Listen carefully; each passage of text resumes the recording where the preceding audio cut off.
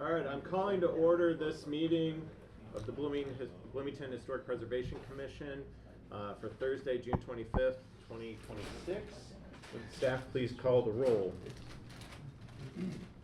Commissioner Cross, Yes. Commissioner Baker, Yes, here.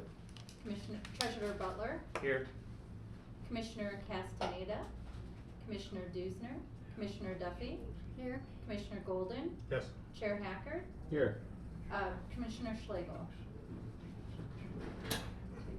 We have quorum. Excellent. Next up on the agenda is approval of the minutes. Does anybody have any changes to the minutes? Is there a motion on the minutes? Move to approve. All right, Commissioner Golden has moved to approve. Is there a second? I'll second that. Commissioner Butler has seconded. Go ahead and call the roll. Certainly. Co-Chair Baker, Yes. Treasurer Butler, Yes. Commissioner Duffy, Yes. Commissioner Golden, Yes. Chair Hacker, Yes. Commissioner Schlegel, sorry, he's not here. The minutes are approved. All right, next up we have staff review of 2 COAs. Mr. Sandweiss, take it away. All right. There is an error on this first COA report for COA 2636. The survey description is not correct here. This is a limestone veneered gabled L house in the Maple Heights Historic District. Address is 907 North Jackson. Petitioner is Liberty Flora. 907 North Jackson Street is a limestone-faced pyramidal roofed cottage with a front corner porch and a later rear addition corner porch / carport. There's a 1950s garage at the rear of the property. This request, as I received it, the proposed project consists of the installation of a new decorative black metal fence along the property line. The fence will be approximately 4 feet in height and will include a pedestrian access gate near the front entry. The existing mailbox will be relocated as necessary to accommodate the gate location and maintain accessibility. I propose the mailbox be moved outside of the fence next to the gate. Continuing, the proposed fencing will consist of brown finished wood fence posts with fence panels between them. Fence posts will be installed in concrete footings in accordance with the manufacturer's specifications. Gates will utilize matching materials, finishes, and decorative details to maintain a consistent appearance throughout the project. The gate will be over the existing sidewalk. There's a private sidewalk, as you see here, in the rear of the property, and will be of similar material. Staff approves COA 2636. The proposed fence meets district guidelines for new fences. Next, staff approves certificate of appropriateness, COA 2637 for 918 West House Street in the Greater Prospect Hill Historic District. Petitioner is Bonnie Estelle. In 2025, the Bloomington Historic Preservation Commission approved an application for new construction of a primary residence at 918 West House Street. While the former residence has been demolished, a non-contributing alley-adjacent garage remains. This request is for the installation of rooftop solar panels on said garage. And staff approves COA 2637. The proposed alterations to this non-contributing backyard structure will not have a significant impact on the historic streetscape of Greater Prospect Hill. All right, next up are COAs for commission review. For each item on the agenda, the Historic Preservation Program Manager will first present a staff report. We will then hear if the petitioner has any additional information about the request, followed by public comment. Once public comment concludes, commissioners will be able to ask questions to staff, the petitioner, and the public. We ask that petitioners, the public, and commissioners refrain from speaking until addressed by the chair unless a question is directly addressed to them. Following commissioner questions, the chair will entertain a motion from a commissioner regarding the petition. Once a motion is made, we will then open up a discussion of the item for members of the commission only. Finally, once the commissioners have all had a chance to speak, the commissioners will vote on the petition. We encourage all commissioners, petitioners, and members of the public to be civil and respectful at all times. First up, we have COA 2635. Is the petitioner present?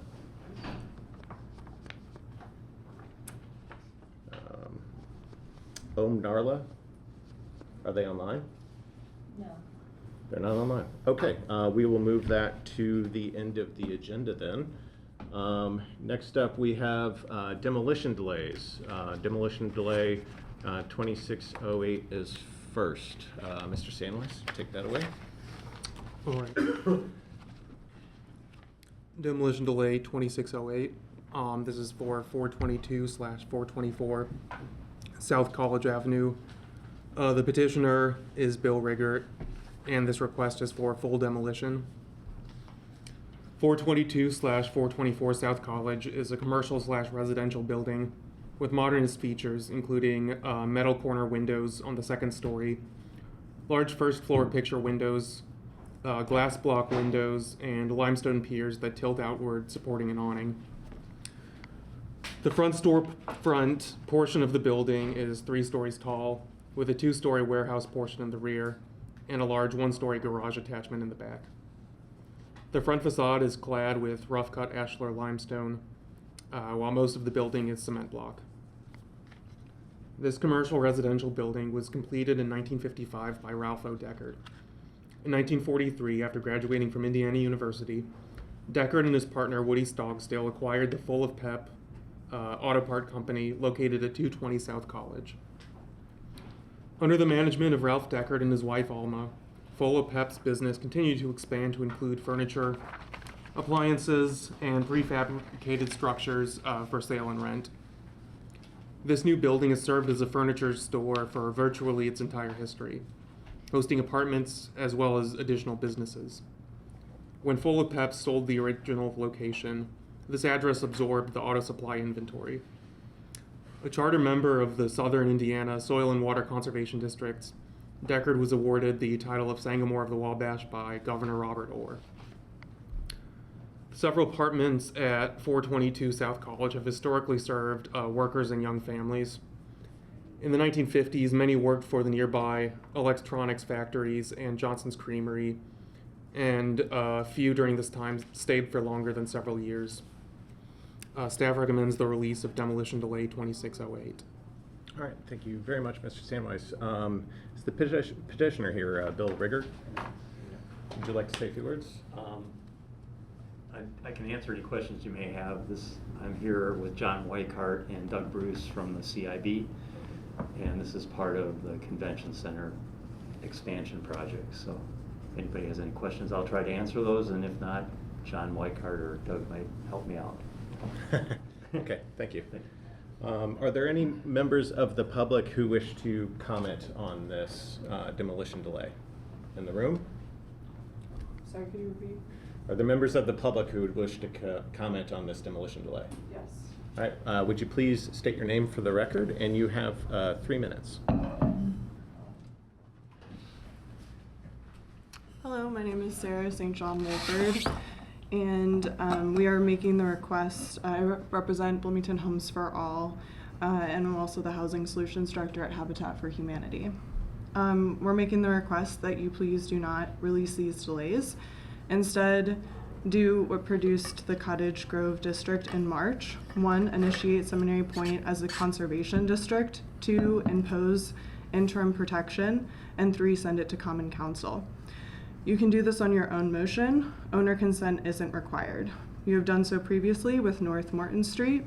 Both buildings meet your criteria. Ralph Deckard built them in 1954 and 1955 as Full of Pep business with worker apartments above. The limestone and glass block storefronts may be an intact piece of post-war commercial architecture that could be added to Bloomington's historical designations. In the 1950s, these apartments housed the workers who built this city and worked at the RCA electronics plant and Johnson Creamery. 70 years later, they still hold 21 units of incredibly affordable housing. That historical continuation is what your social and economic heritage criterion protects. Your demolition criteria asks you to weigh alternatives. Under Bloomington Homes for All plan, Avalon Community Land Trust holds the land. Seminary Point Cooperative owns and operates the building. We have a feasible $1.6 million rehabilitation plan, setting rents at $700 per month and serving households around 45% area median income. This plan to conserve the character of downtown Bloomington and this incredibly affordable housing for our residents, workers, and artists was unanimously endorsed by the City Council on June 3rd. We ask that you consider our Conservation District proposal and allow for the full demolition delay extension. Thank you. Thank you very much. Very good on time. Anybody else from the public wish to comment on this demolition delay in the room? See, no, is there anyone online who would like to comment? There is none. There's not. Okay. I think we will turn to commissioner questions. We'll start with Commissioner Baker. Do you have any questions about this demolition delay? No questions at the moment. Commissioner Cross. Would it be fair to say that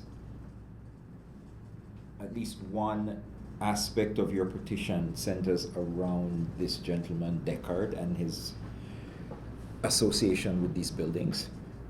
Yes, he also won what I recall to be an award that is a distinction from the state or for I believe it's called the Wabash. Sagamore of the Wabash. Sagamore of the Wabash. Thank you. Yes. Tell me more. I don't know what this award is, why he was awarded, what did he do, what's his claim to fame, so that his association with these buildings would meet a criteria. I mean, I could fill you in a little bit on that. So I believe he was awarded Sagamore of the Wabash for his work in establishing the Southern Indiana Soil and Water Conservation District. So in addition to his regular businesses, he was also a gentleman farmer with sort of an interest in conservation.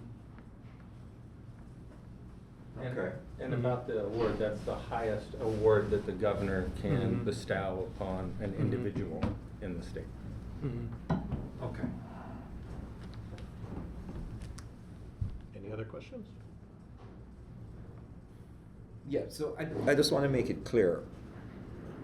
What criteria are you hoping to satisfy with regards to awarding historic protection? Perhaps Amber can answer the question of what exact statute we're trying to apply. I have the proposals right here. If I can pull them out really quickly, sorry. Do you guys need an extra chair or two? Yeah, we'll get some chairs. Do you mind if I pass out proposals? Is there a particular part, like section for historic or architectural significance that you are advocating for? That's part of what we can consider. I mean, I have several codes that I'm advocating for, so. He asked the question. Yeah, my question is, there are criteria that have to be met to support your petition for not releasing the demolition delay or in order to apply for protections. And I'm just trying to figure out which specific criteria. So 808010E1 is the first and major one. It's the economic and social heritage code. Okay, yeah. Exemplifies the cultural, political, economic, social, or historic heritage of the community?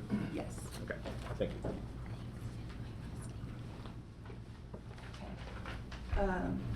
Yeah. And if you'd like, I can make my full comment too whenever. Yeah, sure. I mean, in Yeah. answer to my question, if you could just explain to us how it is that you believe these buildings satisfy the requirements under these sections that you are. Yeah. So we're wanting to do the conservation district to save the block, designating it under IC 36711. And it's for both the buildings, the 2022 West 2nd and 424. They were both built in 1954, 55. The person in particular is Ralph O. Deckert. The business is Full O Pep. He is a IU graduate, and started the first business that was bringing electric generators to the rural community. He has many awards. He got the Sagamore Wabash Award, which is the highest honor that the governor awards in Indiana. There is a couple of architectural significance as well under 808010E2. The buildings exemplify a distinctive era of post-war commercial design, rough-cut ashlar limestone storefronts, metal corner and glass block windows, outward canted limestone piers. But mostly I'm wanting to argue under the cultural, social significance, specifically that the buildings were originally built for worker housing, and that today we are still trying to save it for affordable housing. And let's see what else particularly that you may want to hear in this moment. Can I help Yeah. speak to this a little bit? So my name's William Morris, and I'm an attorney in town, and I've helped Amber with this. And the economic socio part of this building and these buildings is very interesting. I don't have all of the history behind me, but I do know that there's worker housing there, there's inventor housing there, there's musical studio that was there at one time in the 1950s, and there are 2 or 3 other things that give these buildings really historical importance in Bloomington. And you know, I lived in Chapel Hill, North Carolina a long time, and there's a community right next to Chapel Hill that's called Carborough. And Carborough is, you know, it's a lot of older houses like West Side here, but it's also this idea that there was a large part of how Chapel Hill was set up with workers and the organic history of the town that is a big part of that. Now, this is not as big as Carborough, clearly, but it does have the same kind of history. It is a part of the history of bringing Bloomington into manufacturing age. When the buildings like at Showers were important and RCA were important and the other buildings that used to be here, the people that worked there lived there. And it does have that importance. And I don't know about any of you all, I don't know any of you all really personally, I don't think. But you know, when you're going back to look into the history of things, I happen to be very fascinated by the history of things because I like to know how were we layered. Every place you go, I tell students, because I used to give students tours, international students of these areas, is there's a layering of one thing on another that creates a neighborhood. And this neighborhood has been layered a couple times. And the history is really fantastic and it is legitimate, and I really wouldn't stand here if it wasn't. But there's a legitimate history there, and if you gave Amber a couple days, we could really, she has it in her papers. And I don't know it exactly, but I know it's there. This brother Decker, he was given this high award, which, you know, relates to the Wabash River. Back at a time when people in Bloomington related to the Wabash River. We don't talk about the Wabash anymore. If you live in Terre Haute, they talk about it, but we don't really talk about it anymore. But that guy won this award, which is very high prestigious, the Sagamore of the Wabash. There was a prominent recording studio that was there at that time as a part of the Bloomington musical history, which I think is quite substantial, and I think it's something that all of us here celebrate. It was also worker housing on the second stories. That was very significant, like I say, related to the Showers building, etc. And there are some other things that my mind's not getting to right now. But I do think that there is substantial economic, socio history there that is really worth preserving. All right, thank you. Yeah, thank you. Any follow-up questions? Yeah, I find this part intriguing. The Commission's demolition criteria, BMC 8.12, and I'm going to ask Noah just to explain that to me. Require a weighing of alternatives to demolition in the public interest, against the public interest in preserving these buildings. Let's see, where's this? It's on, Bottom of page 2. right, That last paragraph. last paragraph. 8.12. Oh, I'm gonna look this up.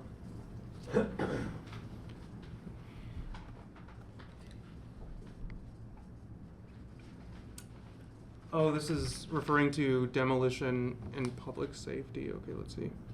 Mm-hmm.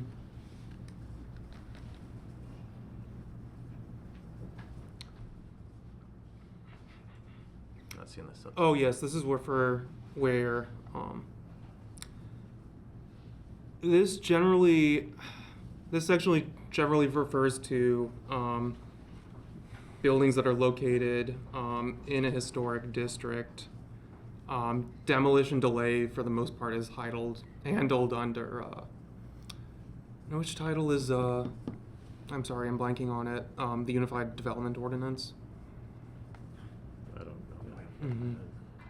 Mm-hmm. So, I mean, when demolition delay comes up, the things that the commission is allowed to consider are about the significance of the existing buildings, but not the future use of the site.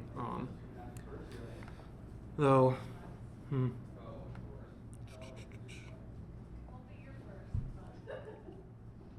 Okay. Any other?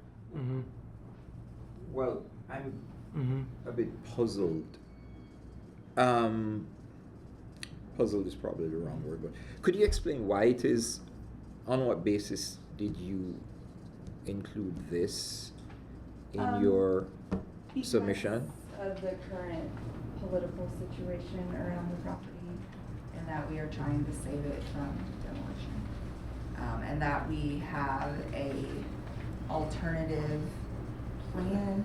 Homes for All has an alternative plan for the property, and that we would entrust it to the Avalon Community Land Trust, and the Seminary Point Cooperative would own and operate the buildings. We have a $1.6 million rehabilitation plan that has been looked over and signed off from 4 major CDFI lenders, and we would set the rents at $700 a month, which is reaching households at 45% AMI. May I add to that, please? Do you want him to? Sure. I think after this one, we'll need to move on to other commissioners. Also, the idea is that demolition, once it's demolished, is irreversible. So we're not asking you to make a permanent decision. We're just asking you to put a delay on it while other things get sorted out. And there is a very high possibility, I say likelihood, that things will be sorted out. We're in the process of trying to do that. But if it's demolished, you can't reverse it. So it's like chopping down trees and you're trying to save the trees, so while you're making a decision, you leave the trees there because it's not harming anybody to have it there.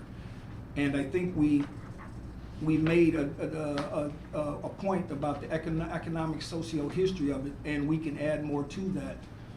So those two pieces are in place. Okay, thank you. And I work with Ethan all the time. I thought that was Ethan. I was like, oh geez, that's not Ethan, that's Noah. Yeah. Thank you. Commissioner Duffy, do you have any questions? I don't have any questions. Commissioner Butler, do you have any questions? Yeah, I do. And I kind of need to frame my question so that it makes sense. Normally, we deal with, the vast majority of cases are houses that are being demolished. And houses, we have a huge inventory of houses and of house types. So, you know, there's lots of California bungalows, there's lots of gabled ells. This is different. This is a commercial building in a public space. And so I don't know what our inventory is of this type of building. And Noah, if you could find that out, I would like to know, of, built in roughly the same time period, 1950s, commercial, two-story buildings, because it strikes me that this might be a rather rare type for Bloomington. And it also strikes me that this may be one of the best examples of this rare type, because it has the corner windows, it has those wonderful front projections on the diagonal. This building really speaks to me for this, this moment in time, sort of this mid-century history. And so I would be hesitant to vote to demolish it. Is this a question? Yeah, you're right. So anyway, I want to know about the inventory. That's my question. Sorry. That's something that I could run a search for. Off the top of my head, there's not a whole lot of these mid-century commercial buildings in Bloomington. I know that there's a few on this block, and then mostly up and down Walnut, which was sort of the big commercial corridor. Okay. Any other questions? So he needs to look it up. I would like more detail. Yes, thank Yeah, you. there's certainly something you could look up. Okay, thank you. Okay. Commissioner Golden, do you have any questions? I have just a couple. One for Noah. So the process of making this a conservation district, can that be initiated by this body, or does it have to be initiated from the outside? Conservation district versus historic district. I'm gonna pull up Title 8 again. I think Because essentially they're asking us right. to. Right, it's a conservation district, not historic. I think yeah, that could be recommended by the commission. Okay. And then I'd like the gentleman back here to respond to what's been said so far. That's my question. Do you have a response? Doug Bruce. I could certainly respond to a couple of things here. I was trying to take some notes. First, I'd say the Sagamore, the Wabash, is not all that rare. It's also a political award that, depending on who your governor is, and I think if you look up the number of people that have it, there's quite a few people. People have Oscars too. I'm not talking to you, I'm talking to Jeff. So it isn't as rare, if you want to frame it around that. And I'll also say, I worked here at one time when it was full of pep. Arco Motors was where Jim Register's office is now, and Full of Pep was the other big auto parts store. So I know the building pretty well. A couple of things, I'd say that some of the buildings right now, there are spaces that are uninhabitable because I believe it's demolition by neglect. I think there are parts of these buildings that have needed repairs that it hasn't happened. So there's a lot of work to be done there. I'll also add that in my 20 years of serving on this board up until 8 years ago or so, if a building wasn't in a district and it was only contributing, it meant that it didn't have enough historic fabric to be designated. So that's what you would be asked to do, would designate the building. Does it have that historic fabric? And then the third thing I would say is that I think you would be surprised. I like the question on the commercial, and I started thinking right off the bat of some of the buildings. I think where Atlas Bar is this type of structure. I renovated that building. Stalls, furniture around the corner. So I think you'd find there's a lot more of this type of structure. Those are all one story though. Sure, but the same era and the same kind of commercial use. Actually, Stalls has a second story. It's in the back because I've recently been in the building. So again, that's answering some of the questions that have been brought up. I'm trying to think if there's anything else to address. I don't really have any more other than that right now. But that's All right, let's go back to commissioner questions. Do you have any other questions, Commissioner Golden? Can I ask him to respond to it? Mr. Weikart? Thank you. First, let me say, and I've said this publicly and I've said it to advocates, I respect the advocates and I respect their position.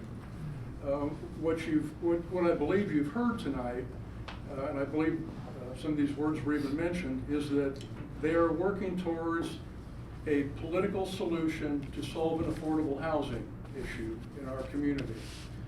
They're not addressing the historical significance. I mean, I've heard evidence presented about why they want you to consider it historic, but I've heard talk about how there is a solution afoot to save all this and some momentum that's building in our political environment. As president of the Capital Improvement Board, I find no evidence of that. I am standing here tonight having made 5 requests of the mayor and the redevelopment commission to exchange land for affordable housing development, and I've been denied on all 5 occasions. So the idea that I've begun to use the metaphor with Bryce Green, that I'm beginning to feel like Lucy and the football and Charlie Brown, that I'm asked to come back again and again and ask about land exchanges for these properties. I've made 5 attempts to kick this football, and all 5 times it's been pulled out from under me. I respect the advocacy to try to save these properties for affordable housing. The Capital Improvement Board, as the owner of these properties, is not going to use them for affordable housing. We are not a property manager. We've made that clear. So it seems to me, and I don't want to tell you your business, that the question at hand is are these buildings historically significant, and not whether you should be asked to help solve a political problem about affordable housing in our community. I don't believe it's your role. It's certainly not my role. It's the role of the mayor and the city council and the county council and the county commissioners and the redevelopment commission.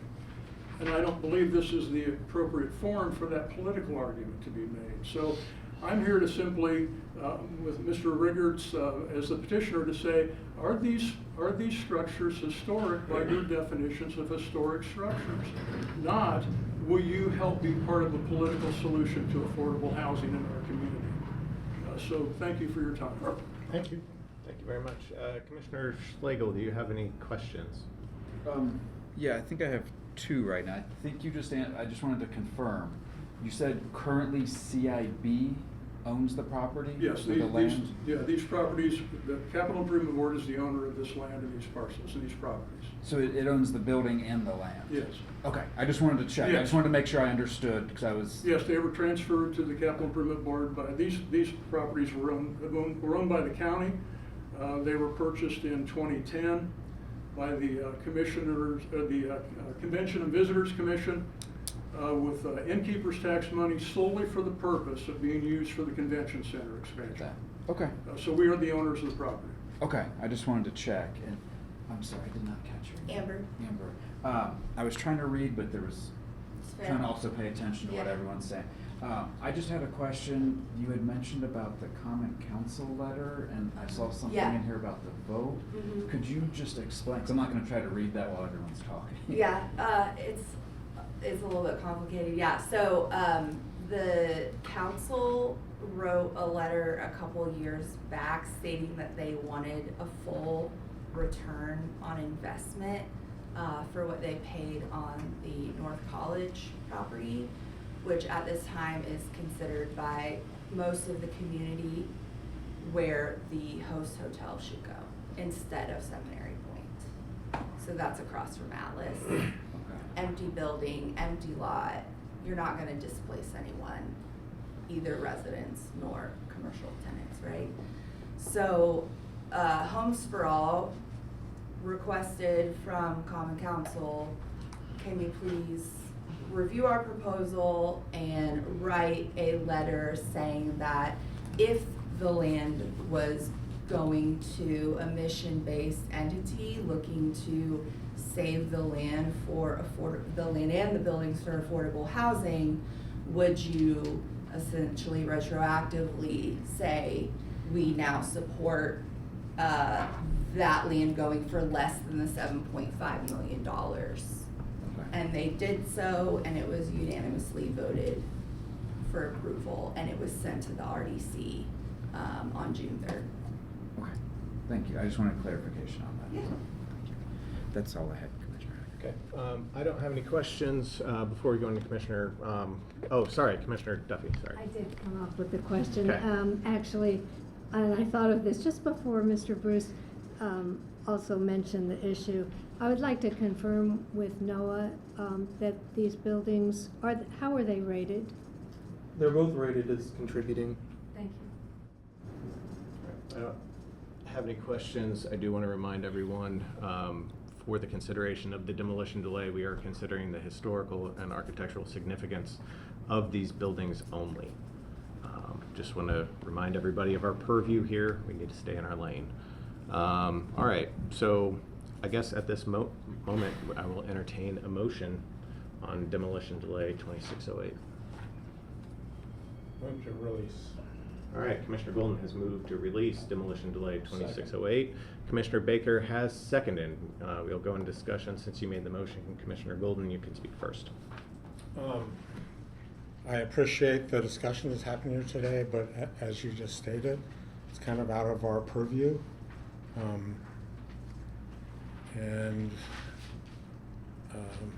just don't think that they're worth saving as far as architecturally and historically. Okay, thank you very much. Commissioner Baker. Yes, and I also appreciate what you're saying and what you're going through. I've been on that side of the fence before too, in terms of neighborhood fighting for conservation districts and historic districts. So I know some of what you're up against.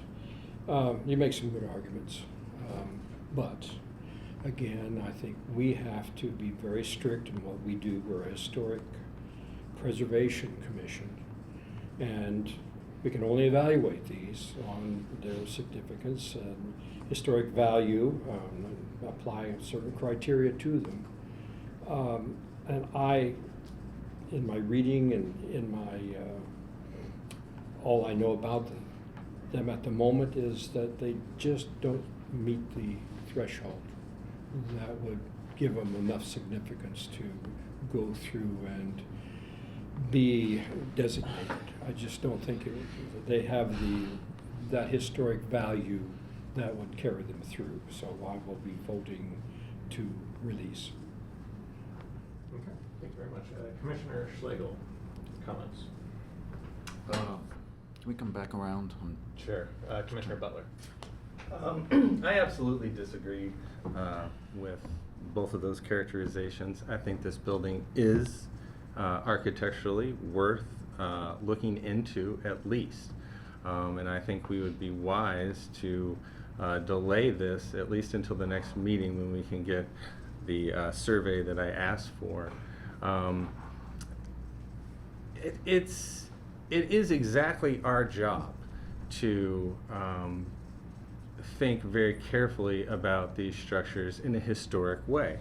And I think if we do that, then we have to wonder if they might meet the cultural criteria and if they might meet the architectural criteria. And I, for one, think they absolutely do meet the architectural, especially this building, the architectural criteria. And also, I think the building's design is such that it is unique for the time period. I think it really nails the time period. You know, before this, it's brick front commercial buildings. After this, it's strip malls. This is a moment in time, and this building exemplifies it. And so I don't think it would be unreasonable to ask for a delay to look into this more fully, because as some of these people have pointed out, when a building's torn down, it's lost forever. So 2 weeks, I would hope, is not asking too much. Thank you very much. Commissioner Cross. I am intrigued by this one. There are two issues which are giving me pause. One is the opinion of our commissioner, who is an expert and who has had experience in matters like these, and also the presentation given by persons who are hoping to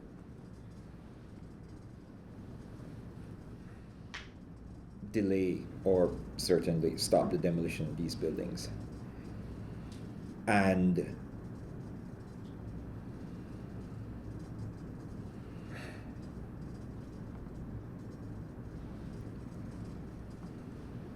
again, thirdly, by the gentleman who made the point that you can't undemolish a building. And I would be willing to give this some time and deliberate further on the matter. How are we for time, Noah? On this one? The demolition. Let's see, start date. Got a while, I think. I believe so. Oh, shit.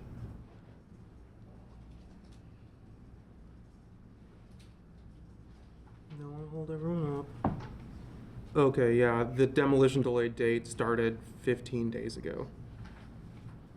And how many days do we have? So it's 90 days, so So we have 75. Literally have 2.5 months. I would advise, as is my role, that we take some time and look into this matter. I will say that in full appreciation of what our role here is, to make a decision on the historic nature of the building based on criteria. The fact that there are so many other issues surrounding this matter, where in another month this whole process could be moot. Because I'm hearing that organization and the city and RDC and all these people have going back and forth trying to find other solutions that may render this whole issue moot, as I said before. I think we should take some time, look into this, and make sure that when we make a decision, there is research that can back it up. Because the credibility of this commission would also be brought into question if we seem to be making a decision ill-informed. And with 2.5 months left, I don't see any reason to not allow for that investigation, interrogation of the issues to take place. And all stakeholders be given fair time and opportunity to present their case fully. Thank you. Commissioner Duffy, comments? Well, like everyone, I appreciate the intentions of the position of the people who are wanting to deny this request rather than release the properties. And week after week, so to speak, meeting after meeting, we sit here and have our hearts broken because we're constrained under the demolition law to not consider other uses for perfectly good houses, for example, that have to get torn down. So, but we are bound by law not to consider other uses.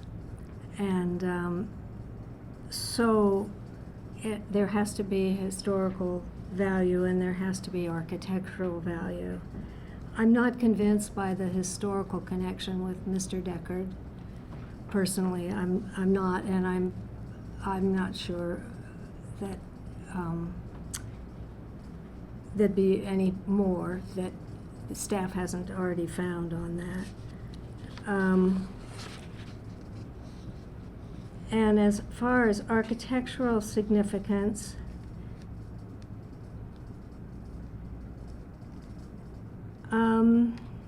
there are other examples in town, and I don't see it as outstanding. So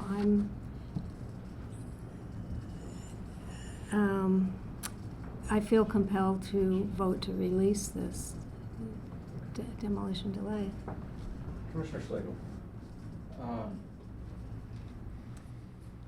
I think this is one of the tough ones, but I think after what Commissioner or Treasurer Butler had mentioned, to make sure I address it properly since he has the title, but just that request to find out more about the quantity of structures and what Advisor Cross said, I would be in favor of at least postponing 2 weeks just to gather more information from that and have that. I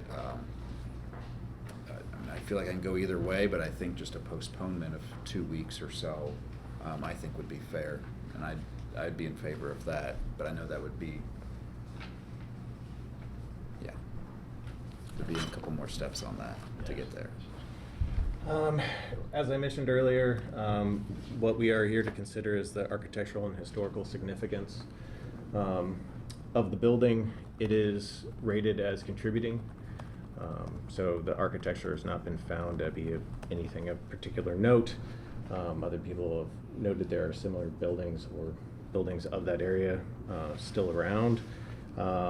We have the staff report that has recommended release of the demolition delay. The information that they have there, I don't think is necessarily rising to the level of significance to where I think we need to hold up demolition. So I would be voting in favor of release. Any secondary comments? Hearing none, I think we're ready to vote. Okay, there's a motion on the floor that's been seconded regarding DD 2608 on a motion to release the demolition delay. We'll take a roll call vote. Voting members only. Co-chair Baker. Yes. Treasurer Butler. No. Commissioner Duffy. Yes. Commissioner Golden. Yes.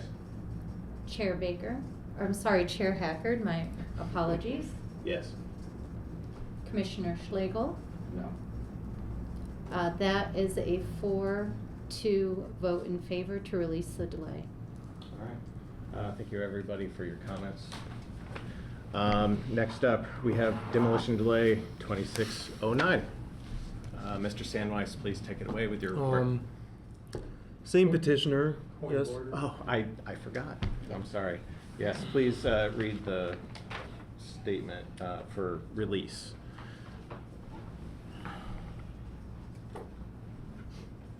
Today regarding a property at 422/424 South College Avenue, the Historic Preservation Commission, HPC, declares that it got notice of proposed demolition/partial demolition and requests that staff prepare a formal report. No. Am I in the wrong paragraph? First one, top one. I'm sorry. All right, take that back. Today, regarding the property located at 422/424, the Historic Preservation Commission, HPC, declares that it got notice of proposed demolition/partial demolition, and after today's discussion sees no need to review the plans any further and waives the rest of the demolition delay waiting period. The HPC may later recommend the property for historic designation to the Common Council. Thank you, Commissioner Baker. All right, Mr. Sandweiss, your staff report. DD 2609. 222 West 2nd Street is a 2-story cement masonry commercial building with rough cut ashlar limestone storefront, 5 bays wide facing 2nd Street. The ground floor is dominated by large picture windows. The 2nd-story windows are a mixture of older divided light, metal casement windows, and replacement vinyl windows. Several garage bays and secondary entrances front the sides of the building, facing the Beeline Trail and the alley to the east. This commercial residential building, I gave you the background on Ralph Deckard, so I'm going to skip ahead to some of the things that are particular to this building. Let's see. For this one, I did find several more mentions of residents who lived here. I guess that were made during the time they resided in this building. A couple instances including a Westinghouse engineer, Alson Robert Harm, who received a company award at this time for one of his patents, as well as Donnie Abram, an aspiring country singer who released one LP with the help of local country star Bobby Helm, who wrote Jingle Bell Rock, I believe.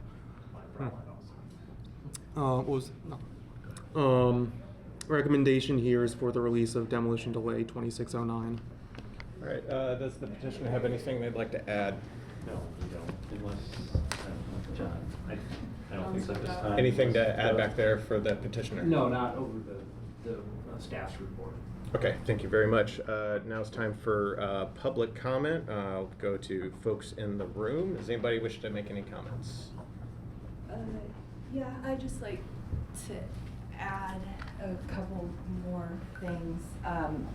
So we aren't proposing this just to save the buildings for a political reason. We are wanting to save the buildings because we do see them as historically significant. You know, they were built 70 years ago, and to most of the advocates, that is historical for us. And a lot of the art and cultural things that have gone on there over the last many years mean something to us. So I hope that you can understand that we're not just doing this as a political ploy. And then I was gonna say something else, and now I'm forgetting what I was gonna say. That's how my brain works. But at least I said that. So, thank you.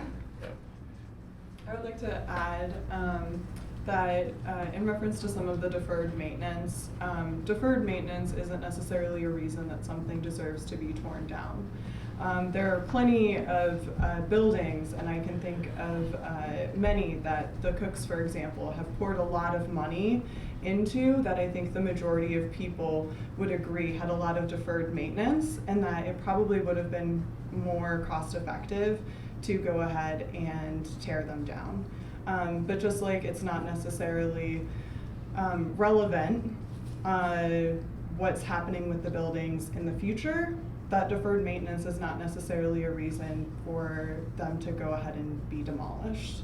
And they are currently housing people, so the city itself has determined that they are certainly livable to the standard that the city holds.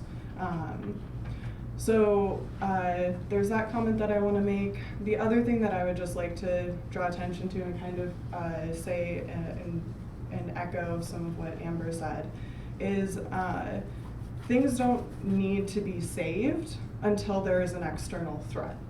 And so part of why this hasn't come up before is because demolition delay wasn't relevant, which is one of the reasons why we're now here advocating. And so that's what I'll say. Okay. Thank you. Thank you I very remember much. what I was gonna say. Can Okay, I say it? yes, you still have some time. so go Okay, ahead. great. Conservation, making it a conservation district is also important to this group because we're going to be granting it, if we get the land, to a land trust that will hold the land and preserve it, and then to a co-op whose whole point is to keep it out of the speculative market and keep it safe. So just know that the whole point is that we want to conserve the land. Thanks. All right. I actually have a comment if you don't mind. I don't know if that counts. No, not right now. No. Is there anyone online who wishes to speak?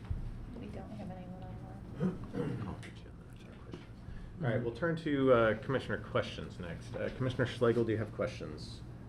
No. Commissioner Golden, do you have questions? No. Commissioner Butler? I have the same question that I had last time. I would like to know how many of these mid-century commercial buildings we have left. I happen to know that we have one less than we did a moment ago, which is too bad. And so I would beg the commission to give us enough time to answer this question. Okay. Commissioner Duffy, do you have any questions? No. Commissioner Cross? No questions. No questions. Commissioner Baker? No. I have a question for Mr. Sandweiss. Mhm. The patent. Uh-huh. Did he get this patent after he lived there? Or while he was there? As far as I can tell, he had 2 patents. I found a reference to one that he acquired there for Westinghouse. I couldn't find what that patent was. Maybe if I looked a little deeper, he acquired a later patent that I was able to find when he moved to a different company. Okay, thank you. All right, that brings us to the end of questions. So I'll entertain a motion. Move to release demolition delay 26-09. Okay, Commissioner Goldman has moved to release demolition delay 2609. Is there a second? I'll second. Commissioner Baker has seconded. We'll go to Commissioner comments next. Commissioner Golden. No further comments. No further comments. Commissioner Baker. Just repeat a few of the comments I made. I certainly appreciate you coming out and doing what you're doing. It's good work. I think, though, that we are under such stricture here that we have to consider it in a far more strict way than you are presenting in the opposite. We have to look at historic value, and while we do consider some of the social aspects of it, it's a rarity that the social aspects become enough to become significant, and I don't think they do in this case, and I don't feel like that the building meets the threshold of historical significance. So again, I'll be voting for release. Thank you. Commissioner Cross. My comments aren't really about the building, and it's more about what I've come to accept as normal operating practice for this commission, certainly from what I've seen over the last 5 years that I've been associated with it. And I'm trying to think of a time where, with 2.5, almost the entirety of a demolition delay, what do you call it? Period of consideration, where a commissioner has asked for more information, and notwithstanding that request, when there's so much time available, a decision was made and that request has not been entertained. I can't recall ever seeing that happen. I do not see where the petitioners are going to, there's a need to have these buildings for some purpose that it needs to happen within the 3 months. I don't think there's a plan to demolish these buildings probably for months or years in the future. We have 2.5 months remaining. Not one, but 2 commissioners have asked for time to consider, and we've not been granted it. And I believe that the reason we're asking for time are legitimate reasons that can be accommodated, and I've never seen, certainly in the last 5 years that I've been here. And I can't help but see it as a lack of regard for members of the commission. I would like to hear a reason why our requests for, well, 3 commissioners have asked for time and for research to be done, and it has not been entertained.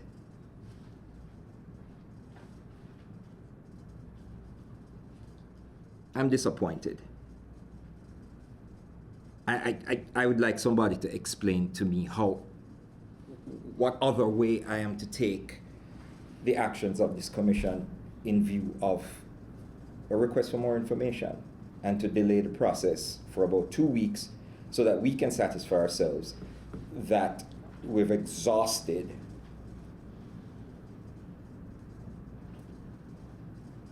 avenues for consideration. It's my comment. All right, thank you. Commissioner Duffy, question or comments, sorry. Well, I have 2 comments by way of response to the 2 comments that the 2 ladies gave. And to say I agree with both of you. One, the buildings are historical. They just don't reach the level of significance that we have to meet, a very high level of historical significance in terms of the rest of the community that we have to, that we're bound by law to meet. And then secondly, you're absolutely right that maintenance is irrelevant to our consideration unless the building is so bad that it presents a public danger, which is not the case. So I'm sympathetic to your presentations, but again, I just have to say that as Commissioner Baker said, the law is so strict, the standard is so strict and high, and from all evidence, I don't see these buildings meeting a level of significance. Okay. Commissioner Butler.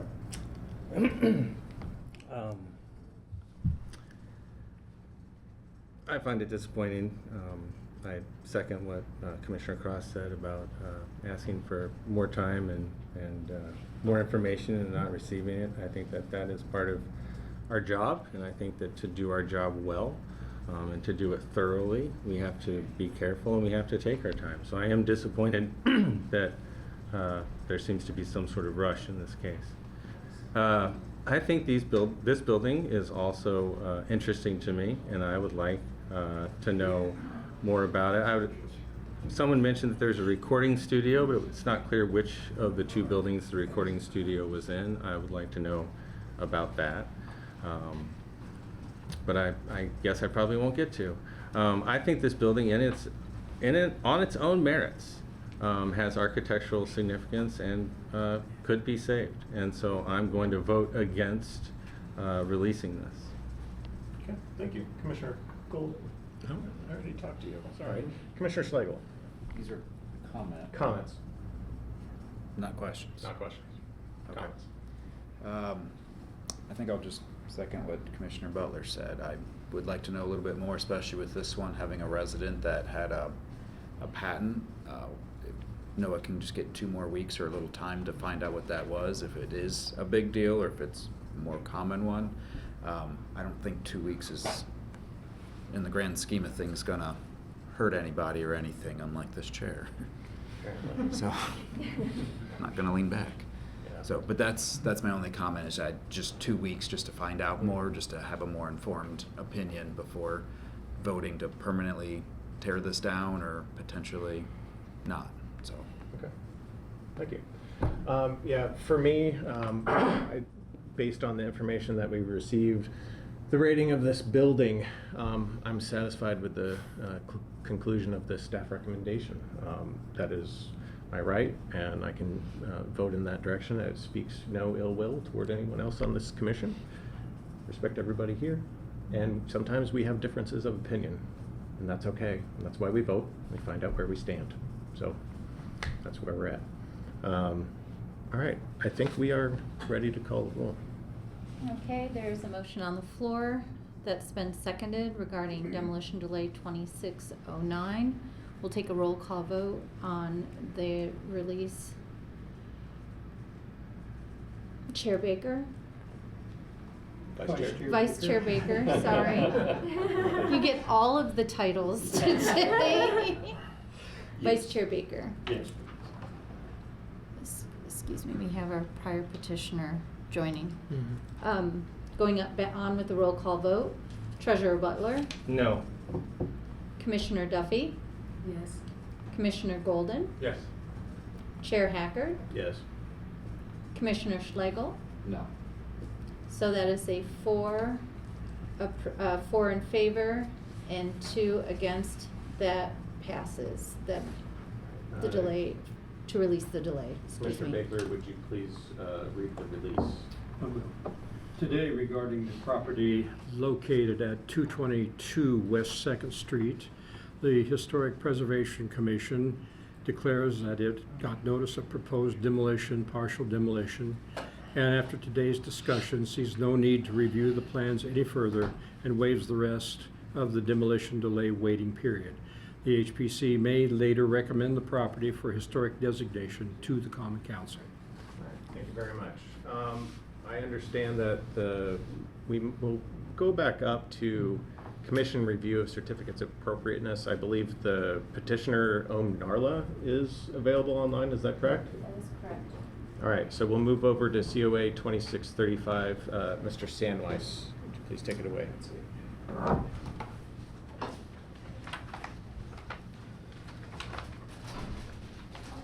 my name is Paul. Oh, hold on, staff's going to read the report first. All right, but I'm glad to see that you're here. Application for certificate of appropriateness 2635 for 1112 East 3rd Street. This is the Fleener building. Petitioner is Om Narla. This request, I'll get into the description first. The Fleener building is an individually listed 1928 or 1927. It says 1927 on the transom, but I think it might be 1928. Commercial building. The building uses a textured block with vertically scratched segment bordered by 2 smooth segments. In the summer of 2026, a car hit the west end of the facade, damaging the window and brick wall. This proposed request is to repair the accident-damaged brick areas and replace the damaged brick only where necessary. A significant amount of the original brick has been retained and salvaged for reuse. The intent of the work is to preserve and reinstall the existing original brick wherever it is serviceable and appropriate for reuse. The proposed new replacement brick will be used only in areas where the original brick from the accident cannot be reused due to breakage, loss, or severe damage, or unsuitable condition. No wholesale replacement of existing brick is proposed. Because this project is subject to Historical Society review, the repair approach prioritizes preservation of existing brick. A salvaged original brick will be reused first. The replacement brick identified in the submittal is proposed as a supplemental material only for locations where the restored original brick is not available and cannot be used safely or properly.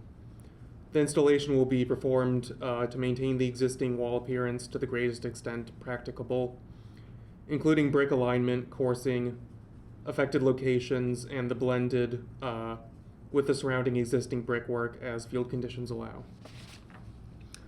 So I'm going to get into the staff recommendation here. Since this application was submitted, there have been a few sort of reiterations of the proposal, which is why this is being, or part of the reason why this is being presented for commission review when it's using mostly in-kind materials. The staff recommendation is for approval of COA 2635. To get into the rationale, the Fleener building uses a very unusual type of brick, likely a limited run from the 1920s. There's a few buildings built by this pair of contractors from the 20s, and they all use sort of weird limited edition bricks. The distinctive segments of scratched and smooth brick lend this building its particular texture. Having searched through new and salvaged brick available in the state, staff has unfortunately not been able to find a matching replacement. Some portions of the brick on secondary facades have been replaced with an alternative make, but the primary facade on 3rd Street, particularly in the damaged area, is much more conspicuous and uses an unusual bond pattern. The design cannot be matched exactly with either scratched or smooth brick, although patterns of brick themselves can be replicated with either. Considering the apparent unavailability of a more suitable replacement brick and the need to stabilize and seal the building that's currently being rented, staff recommends the approval of the proposed combination of salvaged original brick and new smooth red brick for the repairs. Does the petitioner have anything to add?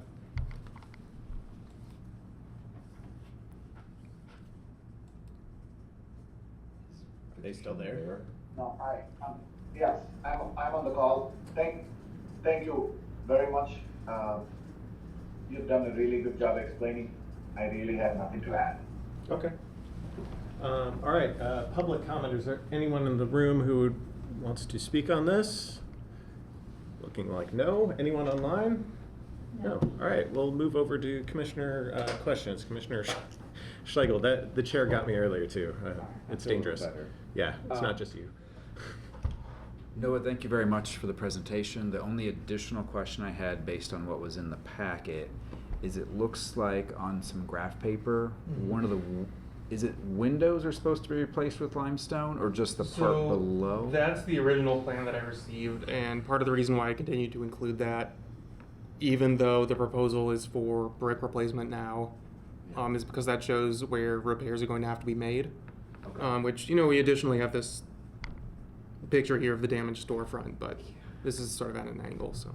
Yeah. Mhm. Okay, so the window stays. It's Yes, just the window's part going to below stay. is going to be blended instead of having limestone put in. Yes, Okay. my understanding that's going to be a combination of salvaged brick and the smooth red brick. Okay. I just wanted to be 100% sure. Thank you, Noah. Commissioner Golden. I have a Hold comment on, that. please. We do have those windows restored. They are on the property. But when we start installing, if we feel they're really bad, can we replace the windows? Well, that's a separate thing. That's a whole new request. Got it, okay. Commissioner Golden. We'll try our best. Excuse me, sir, can you please hold on? We're doing questions right now. Commissioner Golden. No question. Commissioner Butler. No questions, it wouldn't matter if I did. Commissioner Duffy. No questions. Commissioner Cross. No questions. Commissioner Baker. Yes. How many square feet or how many brick are we talking about, these replacements? Is that for Noah or the petitioner? Whoever can provide an answer. Yeah. Mr. Sandwich, do you know? I don't. Do you have the sketch pulled up? I have this. Let me see. Pulled up. That's That doesn't have measurements, does it? Mm-hmm. Unless the graph is to scale. For the No. petitioner, do you know how many square feet this takes up for where the bricks need to be replaced? No, we are not 100% sure, but I can tell you we will need quite a few. Lot of bricks have been damaged. And also, when we walked with the contractor last week, we also found that around the door also would require some work. Sorry. We don't have a count on it, but we are assuming it's going to be significant. Would you be willing to make a guess as to how many brick are involved? Is it on the order of 10 bricks? Is it on the order of 100 brick, 200 brick? I'm trying to get an idea of the significance of it, how it's going to show. I would say 100 plus bricks. Okay, thank you. And as to the type of brick, I'm hearing it's a red, is it a glazed brick or is it a dull brick? It's, we found, it's a red clay coat brick. I'm not 100% sure. I'm not an expert in this, but this brick we thought was reasonably good. We're being shown two different things on the graphic we have up. One is a dull red, sort of rough surfaced brick, and the other one appears to be more of a glazed red. And what I'm trying to get at is how this is going to blend with the. Oh, it's not good. I'm sorry? The motor will be, we will try to keep the motor same as what we have right now. Yes, I understand that. That's a good point that you made because the mortar's obviously part of this. But anyway, I think, all right, I think that's the only questions I have right now. Thank you. For me, this question is for the petitioner. You said there might need to be some work on the door. When would you know that?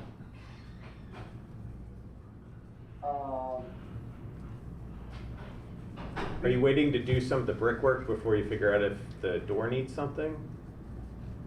Right. Okay. Once we start opening up all the areas, that's when we identify that. Okay. Thank you. But that is also part of this damage. So the door is damaged as part of this?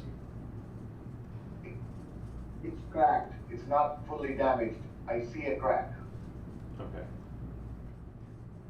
Interesting. Any secondary questions from anybody? No? Okay. All right. All right. I guess now we'll entertain a motion on this. Anybody want to make a motion?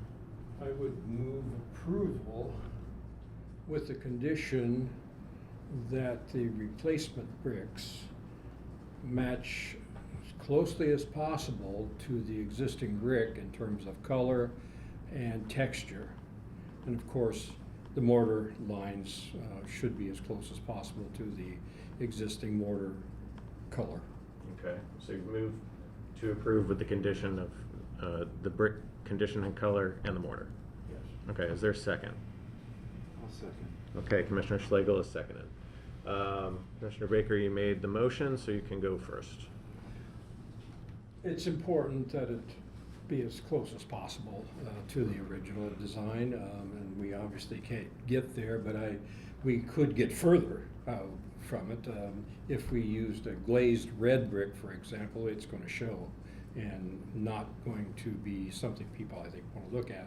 We want to blend it to make it just as close as possible, and that's why I put in my motion since we can't find an identical brick, it should be at least close in color and texture.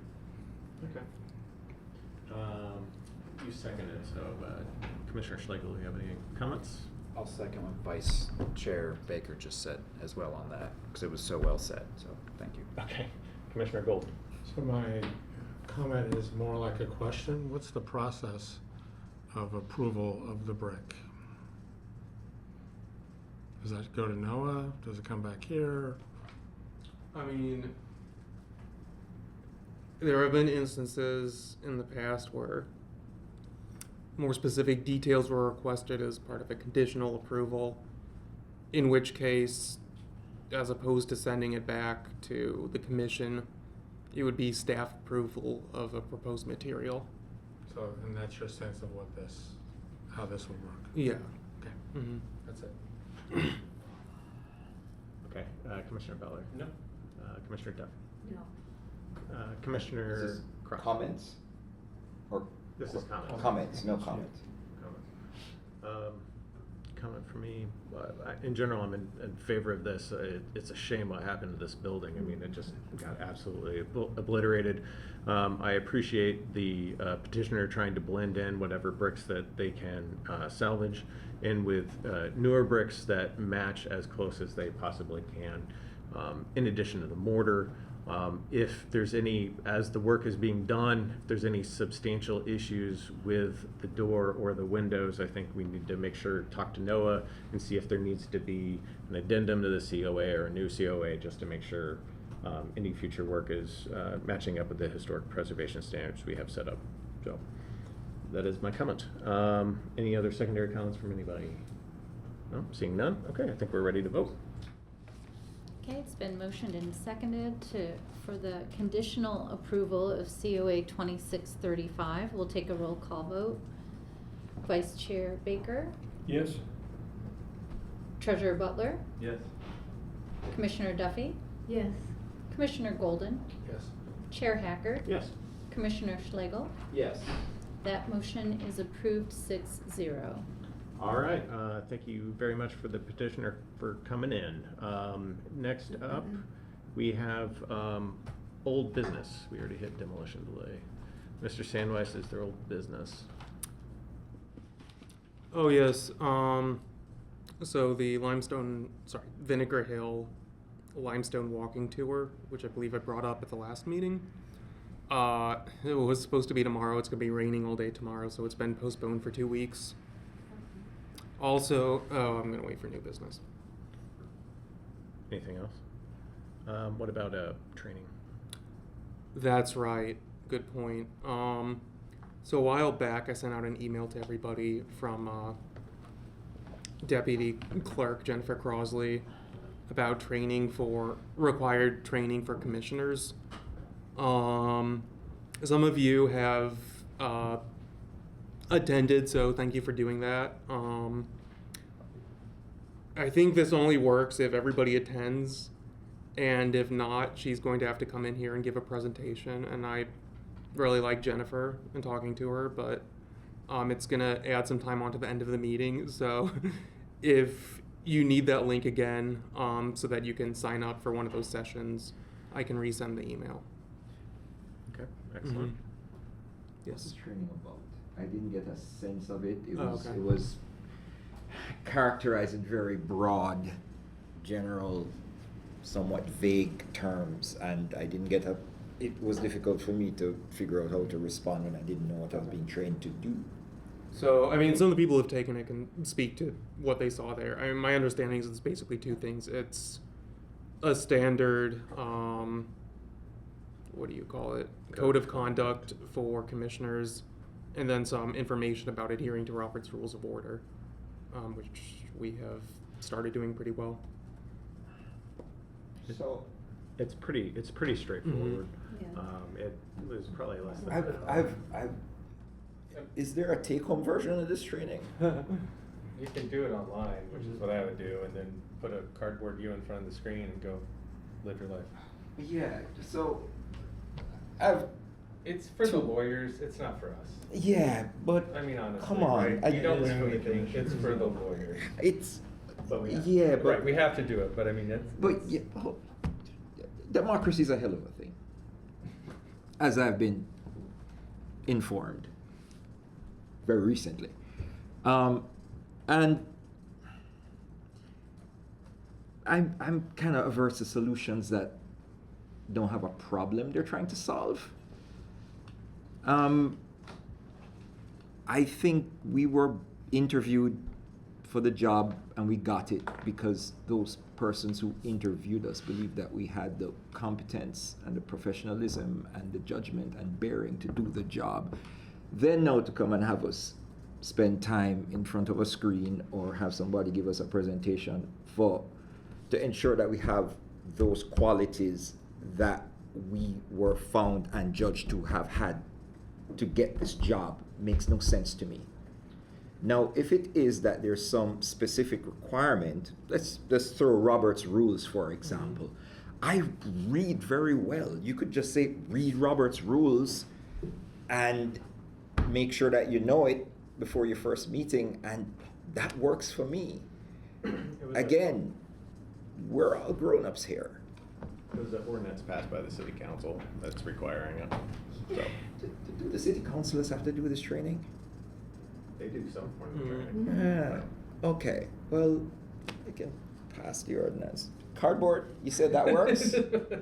I didn't do that. I went in person. Again, We do not advocate for Again, that. solutions must, again, if that's what it requires, that I turn it on, I go mow the lawn, and I come back and I go, check, then why?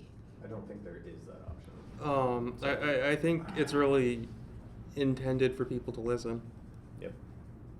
So I can listen to it while I'm mowing the lawn? Sure. Why not? Or I can just have it sat there on a table while I mow the Is lawn? there an online version? Yeah. Unfortunately, I was foolish not to do that. Almost everyone at the training session I went to was online. And so there's like 6 people in the room, and then just all these names on the screen, which, you know, maybe they were there, maybe they weren't. You see, sometimes you have to be careful what you say yes to, because that says a lot about you and your values. And if somebody's going to treat you like an infant, and you allow them to treat you like an infant, you're in essence saying that I accept that I'm an infant. But again, that's just one person's Or you're going opinion. along with a local ordinance that you have to follow. All right, new business. Question Question, from. oh, sorry. No, you sent me a link. Yes. Unfortunately, the link listed all of those that were passed. Oh, okay. I didn't see any coming in the future. And then there were a couple of sign-ins to get to the form that just completely baffled my computer. So, again, I've been having trouble with technology lately, but this was one of those where it just wanted a password or something to, and it just didn't work at all. So I'm looking for a little help. Saying that the deputy clerk hasn't shown up to one of our meetings yet, I don't think it's out of the question that there might be more meetings, so I can check with her. I appreciate it. Okay. New business, anything? New business. Okay, something I wanted to bring up is the State Historic Preservation Conference. It has been announced. I mean, we knew the dates and the location, but the agenda has been announced. So, in addition to everything else that you might find useful or interesting there, there is every year a program called CAMP that's Commissioner something and mentorship program, which is specifically for members of historic preservation commissions. Every year, a couple of scholarships are given to each preservation commission that's a member of this National Alliance of Preservation Commissions, which we're a member of. Those scholarships are not usually given out until later, but if you're interested in going to the state conference or camp, have this on your radar. It's going to be the end of September in, gosh, what's that town? Franklin. Indiana. Mm-hmm. It's a good conference. I went last year. Got one of those scholarships. It was great. Got to learn about some of the commission stuff, but then there's a lot of other sort of things about historic preservation going on. So if you're interested, please, let Noah know. Let me see. I think it's September 28th or 29th through October 1st. Yep. Let Noah know if you're interested, so he can kind of loop you in when they make those available. We can see how to distribute those out. I went last year, so I won't go this time around to make sure somebody else can take advantage of that. So, anything else on new business, Mr. Sandweiss? Not that I can think of. Okay. Commissioner comments is next. Anyone wish to make any further comments? Yes. Commissioner Cross. Sometimes it might seem facetious when I make reference to democracy, but I'm not. I'm very serious, and not just as a member of the public, but certainly as a commissioner in my standing as advisory.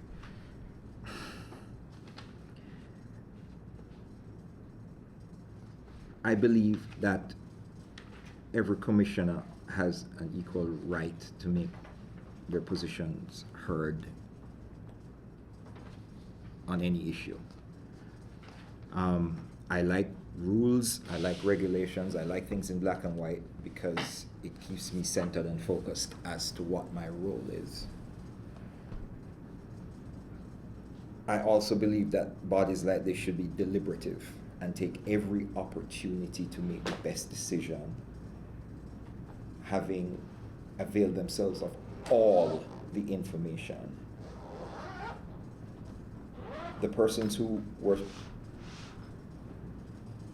asked to be or were invited to be on this body have skill sets that are broad and varied. And I listen to very carefully the opinions of my commissioners. Whenever we make a decision, it affects the lives of all the members in our community, or the members in our community in a very significant way. And if it is that I'm going to make a decision and there's more information out there, I'd like to hear it. I've been here long enough to see that even though we may disagree, we're more collegiate than competitive or adversarial. Because despite our ways of doing things and our proclivities, I believe that there to be a general respect and regard for the opinions of others. And I have, personally, I'm not going to speak for anybody else, where I've been in opposition to something or been in support of something and have been swayed by one person on this commission. I'm not an architect, so I listen to the architects. I'm not a historian, so I listen to the historian. I'm not a contractor or skilled in construction, so I listen to these people. And if someone says, hey, I believe this, give me an opportunity to go do some research and come back and make a presentation, I have always been inclined to allow that, and my experience here, and I would even use the word precedent setting, that is the way we do things. There is no downside to that. I can only see an upside. And if it is that hearing all the information, my position doesn't change, it makes me feel better knowing that I made the decision with all the information, hearing all the opinions properly ventilated. This is the only place legally that we can discuss among ourselves anything related to matters that come before us. It's usually the first time, and a lot of times the only time. We cannot meet outside of this body and discuss anything. And even though it's not written in the regulations, maybe a lawyer in here could say that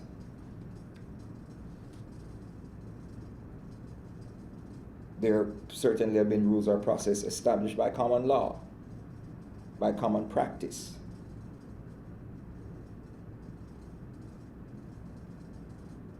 Whenever we make a decision, not only do we need to be able to defend it credibly,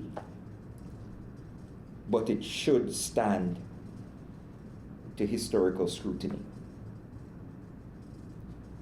And one of the ways of ensuring that happens is to avail ourselves of all the information, listening to all the opinions. I've seen us sit in this room for 5 hours,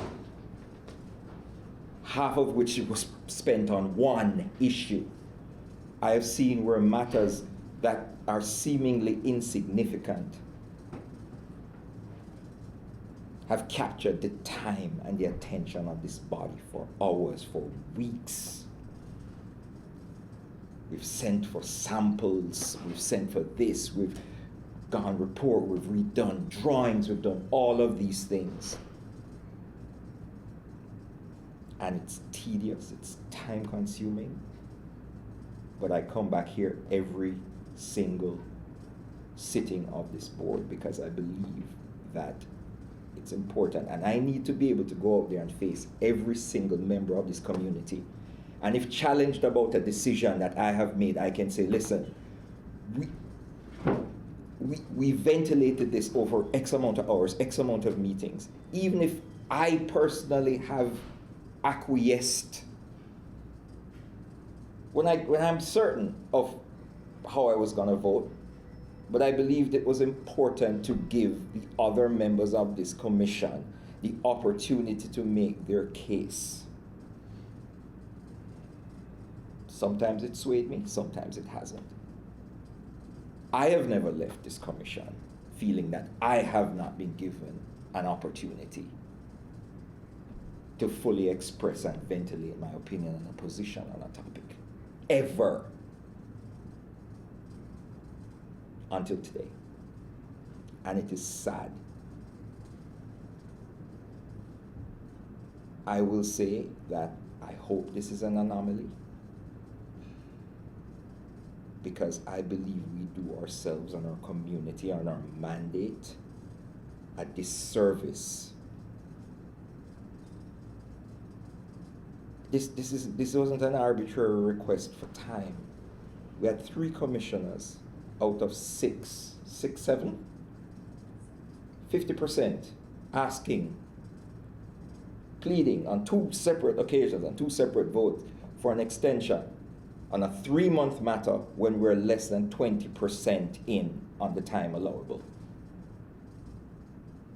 I don't believe that should have even been a matter to be considered for a vote.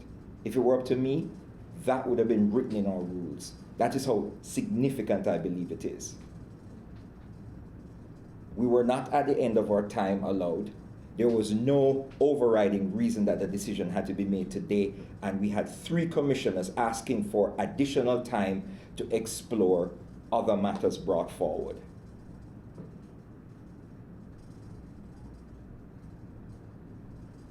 It is my opinion that in this consultative process, that the least that could have been done is to allow for this matter to be tabled for 2 weeks.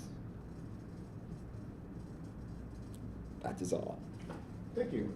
Commissioner Baker, you have your hand. Just a little bit in rebuttal. It wasn't a matter for rebuttal. It No, was just an opinion. I'm going to make comments. It wasn't. I'm No, making sure. comment, that's all I'm doing. But seek not to rebut my comment. If you have an independent comment to make, you make Commissioner it. Cross, please let If the Commissioner gentleman- Baker speak, but please also make sure this is not directed at anyone. I am simply going to state procedure. The procedure played out. A motion was made and seconded and voted on. And while you have a motion in ongoing, you don't make other motions. You can, I agree that there were comments made that worked against the motion. People didn't want to, but the motion was made. The motion was passed.